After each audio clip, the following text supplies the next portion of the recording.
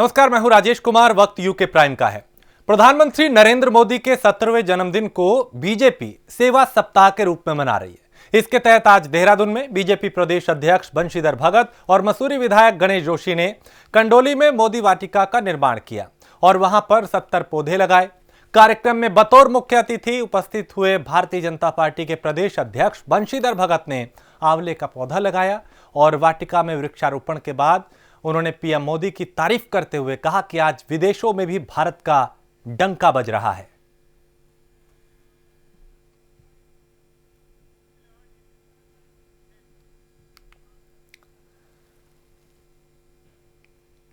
गदरपुर के खटोला ग्राम सभा में शहीद गोपाल सिंह कोश्यारी मार्ग पर का शिलान्यास कैबिनेट मंत्री अरविंद पांडे ने फीता काटकर किया और कैबिनेट मंत्री अरविंद पांडे ने शहीद भोपाल सिंह कोश्यारी की पत्नी को शॉल ओढ़कर सम्मानित किया। कार्यक्रम को संबोधित करते हुए अरविंद पांडे ने कहा, सैनिक का सम्मान करना हर भारतीय नागरिक का कर्तव्य है। इस दौरान उन्होंने कहा कि सरकार का 3.5 साल का कार्यकाल बेमिसाल रहा।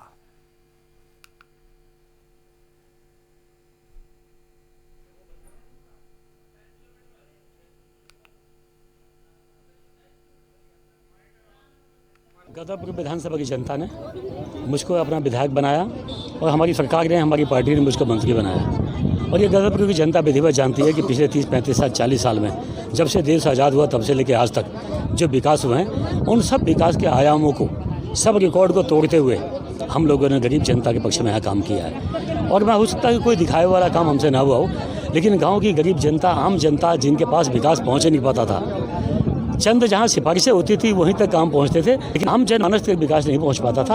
हमने गांव के दुर्गम क्षेत्रों में रहने वाला गरीब इंसान, हमने उसके पास विकास को पहुँचा के हमने काम किया है। आप इसीलिए दुर्गम, मैं कहूँ कि 100% सड़कें हमारी ठीक हो गई हैं। मैं तो ये नहीं कह सकता, सब तो नहीं हो सकता, कभी भी नहीं हो सकता, लेकिन जो 30-35 साल से जो सड़कें नहीं बनी हैं, उन सड़कों को हमने बना के हमने गरीबों को सम्मान दिया है। रही खुद के, कोई पुलिस में जाए, कोई स्पोर्ट्समैन बने, कोई फौज में जाए, अच्छे नागरिक बने। तो उत्तराखंड का मानसून सत्र आगामी 23 सितंबर से शुरू हो रहा है, जहां एक तरफ सत्र की रूपरेखा तैयार करने में विधानसभा अध्यक्ष लगे हुए हैं, सचिवालय का निरीक्षण कर तैयारियों का जायजा लिया जा रहा है, वहीं दूसरी तरफ विपक्ष सरकार की नीतियों के खिलाफ प्रदर्शन की तैयारी में है। सिंह जी ने, हमारे प्रदेश अध्यक्ष जी ने आह्वान किया, राज्य में बेरोजगारी जो बढ़ रही है उसके खिलाफ, राज्य में जो लगातार किसानों की आत्महत्या हो रही है उसके खिलाफ, राज्य में जो कोरोना में बद इंतजामी है उसके खिलाफ, राज्य में जो देवस्थानम बोर्ड बना करके तीर्थ पुरोहितों का तिरस्कार किया गया है उसके खिलाफ, और राज्य में जो ठप पड़ा हुआ विकास है उसके खिलाफ हम लोग बहुत विशाल धरना करना चाहते थे, लेकिन कोरोना काल है इसलिए उसकी संख्या भी निर्धारित करनी है हमको, लेकिन धरना होगा इन 5 मुद्दों को लेकर। और प्रीतम सिंह जी के आह्वान पर जो ये धरना किया गया है, इस धरने में हमारे प्रदेश के नवनियुक्त प्रभारी देवेंद्र यादव जी के आने की सहमति प्राप्त हो गई है, वो स्वयं इसमें शामिल रहेंगे। उसके बाद पूरे प्रदेश के अंदर, क्योंकि धरना ये सत्र हम लोग मांग कर रहे हैं कि सत्र 3 दिन से ज़्यादा बढ़ाया जाना चाहिए। सरकार तो ये कोशिश कर रही है कि 1 दिन में ही समाप्त कर दिया जाए। हम इसके कट शॉर्ट करने के खिलाफ है। राज्य की जनता के विषय कहाँ उठेंगे? अगर राज्य की सबसे बड़ी पंचायत वो नहीं मिलेगी, नहीं, वहाँ के लोगों ने किस लिए चुना है आपको? लोग मर रहे हैं, लोग संक्रमित हो रहे हैं, लेकिन लोग अपनी जान को जोखिम में डालकर उसके बाद भी दिनचर्या निभा रहे हैं। प्रदेश की जो लीडरशिप है सारी पॉलिटिकल पार्टीज की, वो कैसे बच सकती है अपनी जिम्मेदारी से? मसूरी छावनी परिषद क्षेत्र में संदिग्ध हालात में युवक की मौत का मामला सामने आया, जहां सड़क किनारे युवक का शव बरामद हुआ। मौके पर पहुंची पुलिस ने शव को कब्जे में लेकर पोस्टमार्टम के लिए भेजा और जांच शुरू कर दी। मसूरी कोतवाल देवेंद्र असवाल का कहना है कि युवक नशे का आदी था, नशे के ओवरडोज के चलते उसकी मौत हुई है, ऐसी संभावना है, लेकिन जांच के बाद ही स्थिति साफ हो पाएगी। ये आज सुबह 8 बजे करीब सूचना मिली थी कि ये कोल्टे जाने वाले रास्ते पर एक डेड बॉडी पड़ी है। सूचना पर हम लोग यहाँ पे आए तो एक 28 साल का युवक था जो रास्ते पर जो है पड़ा हुआ था, चित्ता उसमें पड़ा हुआ था, उसकी मृत्यु हो चुकी थी। तो पूछताछ में पता चला कि जो है इसका नाम गौरव है, ये मलिंगार का रहने वाला था और ये लंडौर कैंट में जो है संविदा कर्मी के रूप में, सफाई कर्मी के रूप में कार्य करता था। और शरीर पर इसके देखने पर जो है प्रथम दृष्टया जो है इसके शरीर पर कोई भी चोट वगैरह के निशान नहीं है और मालूम चला कि जो है थोड़ा नशे का आदी था।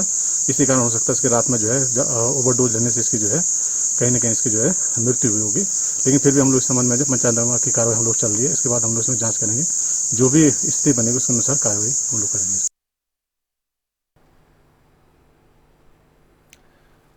उधम सिंह नगर के जसपुर में बीजेपी कार्यकर्ताओं की चालबाजी सामने आई, जहां कार्यकर्ताओं ने कमाई का नया तरीका निकाल लिया। बताया जा रहा है कि बीजेपी कार्यकर्ता युवाओं को टारगेट कर उनके खिलाफ पुलिस के जरिए मुकदमा लिखे जाने की बात कहकर पहले डराते हैं और फिर मुकदमे से बचाने के लिए पैसों की मांग करते हैं। इस मामले में पुलिस ने बीजेपी कार्यकर्ता विकी चंद्रा के खिलाफ रंगदारी का मुकदमा दर्ज कर जांच शुरू कर दी।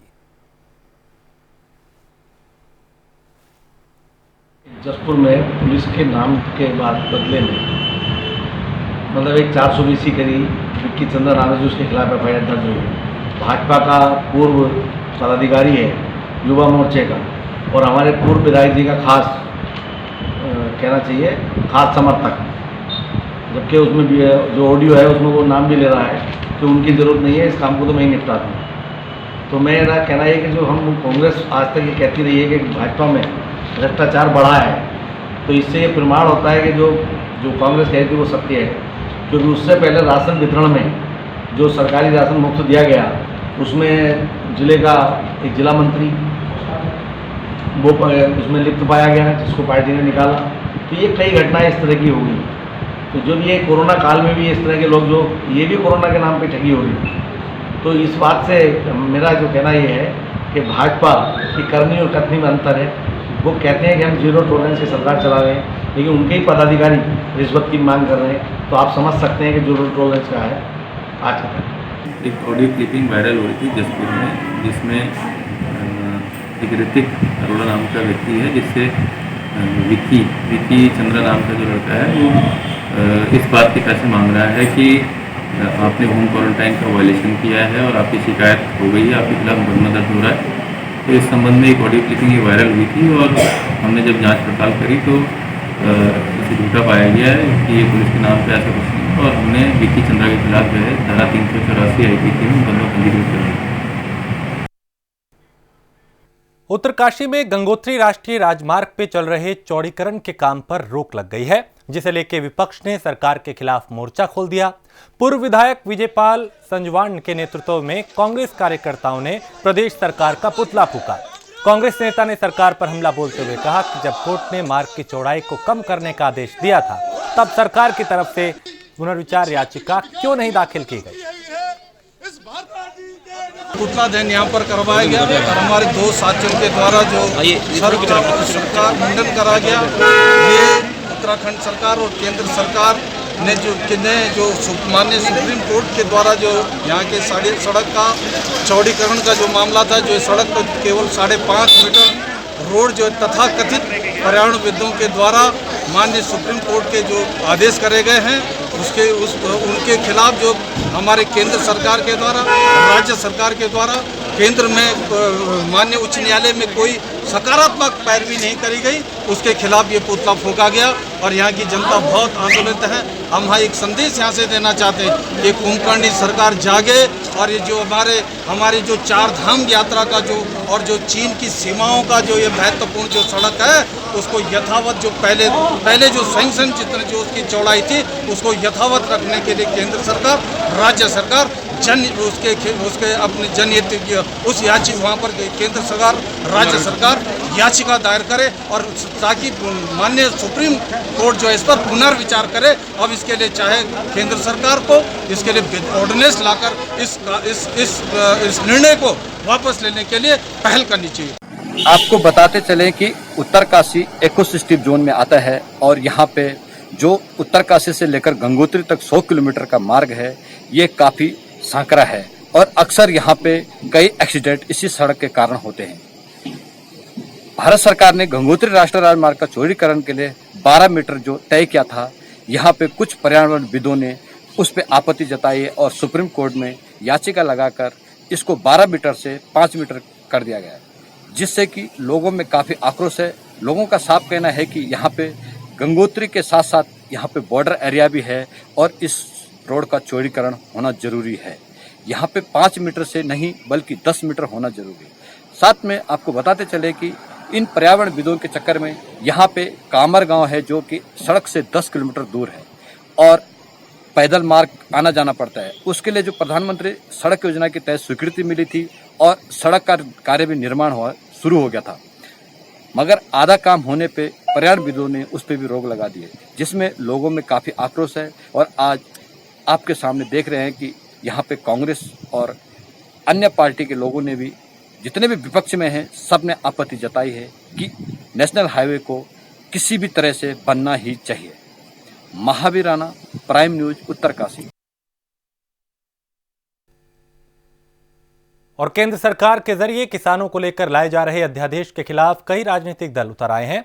इस मामले में आम आदमी पार्टी भी पीछे नहीं। जहां हरिद्वार में आम आदमी पार्टी ने प्रेस वार्ता कर इस अध्यादेश को किसान विरोधी बताया और कहा कि इस बिल से पूंजीपतियों को फायदा होगा और किसानों को नुकसान होगा। कृषि संबंधित जो अध्यादेश जारी किए हैं सरकार ने, तो उसके खिलाफ उसे हम किसानों के पक्ष में नहीं मानते हैं। वो किसानों के साथ धोखा किया है सरकार ने, तो इसलिए आम आदमी पार्टी उसका विरोध करती है और इससे पूंजीपतियों को फ़ायदा होगा, किसानों को नहीं। किसानों की जो है, किसानों के ऊपर एक ये मार है सरकार की, उनको झूठे जो है सपने दिखा के सरकार ने जो ये पारित किया है बिल, ये किसानों के साथ में उनके साथ धोखाधड़ी की गई है। और जिस तरह से उनका जो पूंजीपति हैं उनका जिस MSP इनकी ख़त्म कर दी गई है, जिससे उनके जो दाम हैं वो जो अड़त होते हैं और जो किसान हैं और अड़त हैं, इन दोनों को ही इसका नुकसान है। तो किसान के लिए ये जो है बहुत ही जो अध्यादेश जारी किया है, वो भी जैसे सरकार कोई भी अपना बिल पारित करती है तो बहुत ज़ोर शोर के साथ करती है, लेकिन ये रातों रात बिल पारित होता है और पता भी नहीं चलता है। इसका साथ देगी और बड़े बड़े आंदोलन आम आदमी पार्टी द्वारा किए जाएंगे। रुड़की देवबंद रेलवे लाइन का निर्माण अधर में लटका हुआ है। बता दें कि 691 करोड़ की लागत से 28 किलोमीटर रेलवे लाइन बिछाई जानी है, जिसमें 17 किलोमीटर उत्तर प्रदेश और 11 किलोमीटर उत्तराखंड में बनाई जानी है, जो कि 2018 में बनकर तैयार होनी थी। लेकिन जमीन अधिग्रहण के चलते रेलवे लाइन का काम अब भी कई जगह पर लटका हुआ है। किसानों का कहना है कि 2011 में रेलवे ने 4 गांवों के किसानों को भूमि अधिग्रहण मामले में कहा था कि अगर गलत लिख के दिया गया है, इनको 1% अगर इनको गलत लिख दिया तो इसकी एक कॉपी रेलवे वाले को भी मिली होगी। 11 साल तक आपने इस चीज पे आपत्ति क्यों नहीं उठाई कि इनको गलत लिख के दिया गया है? मतलब कहीं ना कहीं आपने किसानों को गुमराह किया हुआ है। अगर रेलवे वाले ये बात बोलते हैं कि हमने लिख के नहीं दिए, उसमें 2 चीज उन्होंने लिख के दी थी। एक तो जो 2,90,000 रुपए का मुआवजा प्लस एक सदस्य को नौकरी। मुआवजा तो उस टाइम पे दे दिया, अब मुआवजे को लेके हम लड़ भी नहीं रहे। वो जो एक सदस्य। काशीपुर में कोरोना के मामलों में लगातार बढ़ोतरी हो रही है। बीते दिनों कई संस्थानों में कोरोना पॉजिटिव मिलने से प्रशासन में हड़कंप मचा हुआ है। इसे लेकर आज तहसील में तहसीलदार समेत 53 कर्मचारियों का कोरोना सैंपल लिया गया।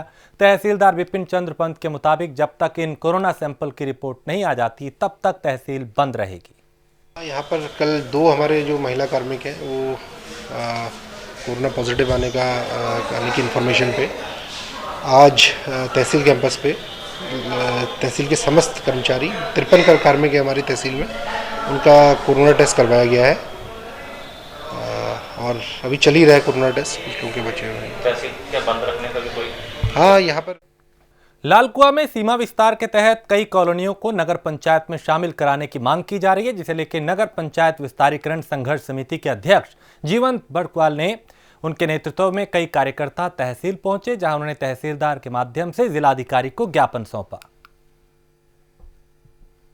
नगर पंचायत संघर्ष विकास कल्याण समिति के द्वारा अध्यक्ष जी के दिशा निर्देशों द्वारा एक बैठक जो हमारी की गई थी, उसमें हमारा जिला अधिकारी महोदय को ज्ञापन भेजने की आज हमारा टारगेट था। आज हम लालकुआं तहसील में सभी क्षेत्रवासी लोग यहाँ पर आए हैं, समिति के लोग, और आज हमने जिला अधिकारी महोदय को ज्ञापन भेजा है जिसमें हमने स्पष्ट लिखा हुआ है कि लगातार पूर्व में लंबे समय से इन क्षेत्रों को परिसीमन के लिए लंबे समय से हम मांग करते आ रहे हैं, लेकिन शासन प्रशासन इस ओर को ध्यान नहीं दे रहा। लगभग आधा दर्जन कॉलोनियाँ हैं, अगर वो शामिल की जाए नगर पंचायत में तो सरकार को उससे राजस्व प्राप्त होगा, क्षेत्र के अंदर विकास होगा। तो इन लोगों ने साफ चेतावनी दी कि अगर उनकी मांग नहीं मानी गई तो आने वाले दिनों में आंदोलन किया जाएगा। हरिद्वार का रुख करते हैं, जहां हरिद्वार में gas authority of India limited के जरिए किए जा रहे अंडरग्राउंड गैस पाइपलाइन के काम को लेकर राजनीति तेज हो गई है। अभी हाल ही में हरिद्वार मेयर अनीता शर्मा ने आरोप लगाए थे कि इस काम में कंपनी के जरिए रोड कटिंग का पैसा नगर निगम को ना देकर सीधा सरकार और शहरी विकास मंत्री की जेब में डाला जा रहा है। अगली खबर का रुख करते हैं, खबर डोईवाला से है, जहां ससुआ सोंग और जाखड़ नदी में तहसील और पुलिस प्रशासन को लगातार अवैध खनन की शिकायतें मिल रही थी, जिसके बाद आज सुबह तहसीलदार रेखा आर्या ने खेरी में रुस्वा नदी क्षेत्र में अवैध खनन के खिलाफ बड़ी कार्रवाई की।